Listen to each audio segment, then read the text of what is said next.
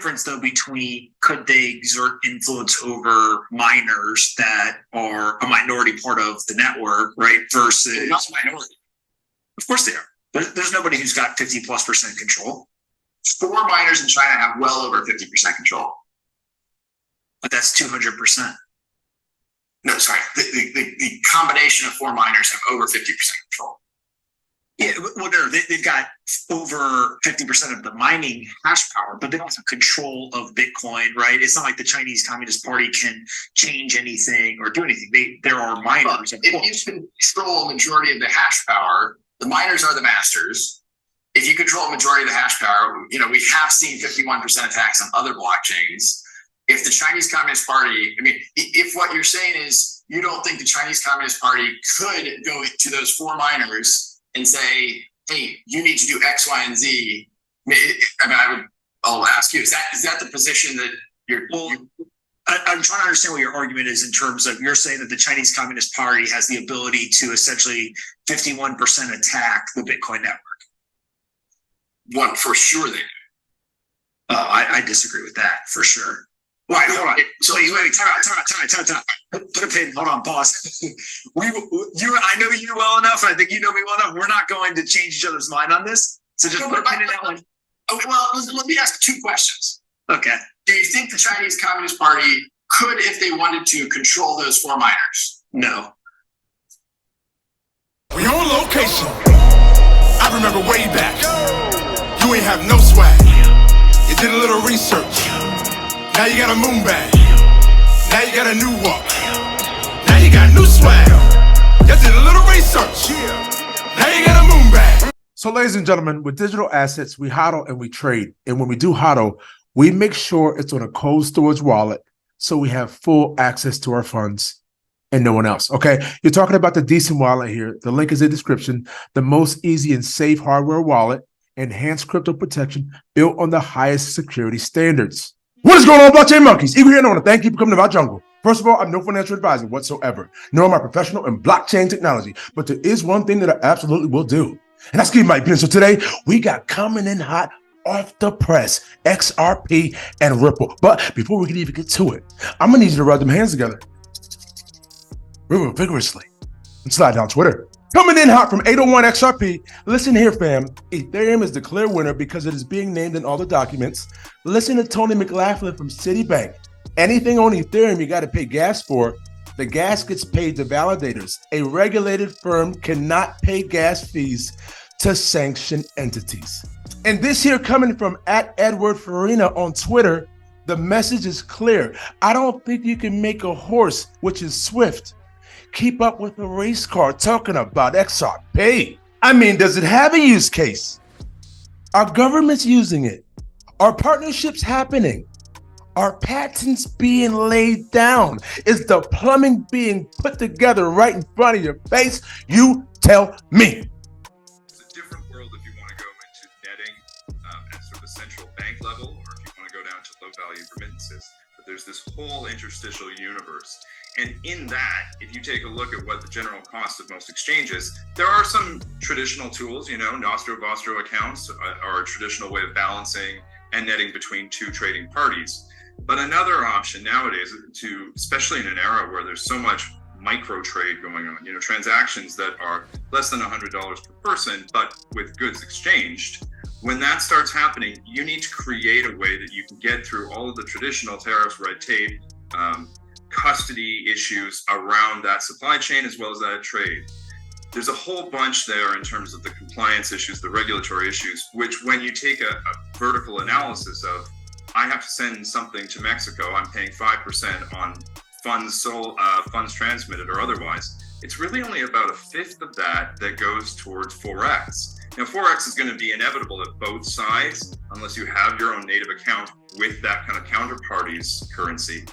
But you've still got 80%, which is just friction on a process that can be readily automated. And I think that the perspective, especially of groups like Ripple and Stellar, who went in very different directions, one is high value and one is low value transactions.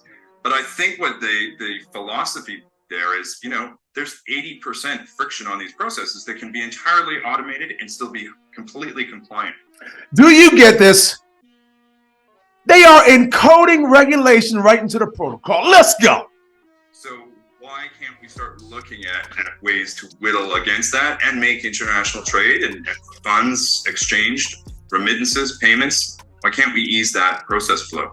Coming in hot from ISO 222. Now, if any of you know the author who wrote this beautiful article, please send it to me. We have here replumbing of the financial system. Check this. Our goal in this section is to illustrate from the first principles the potential impact of digital money and tokenization on high value flows in wholesale banking. How much of a head start do you need, ladies and gentlemen? They're laying this thing out beautiful right in front of your face. Now you have the opportunity to go do your own research, get a little nosy, okay? I mean, you got regulation right around the corner.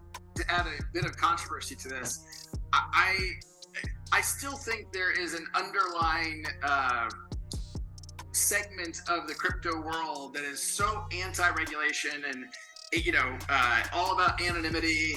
All of it, in my judgment, if we want this industry to thrive and achieve, I think, what it can to fundamentally rewire how financial infrastructure works, we can't pretend that like government regulation doesn't matter.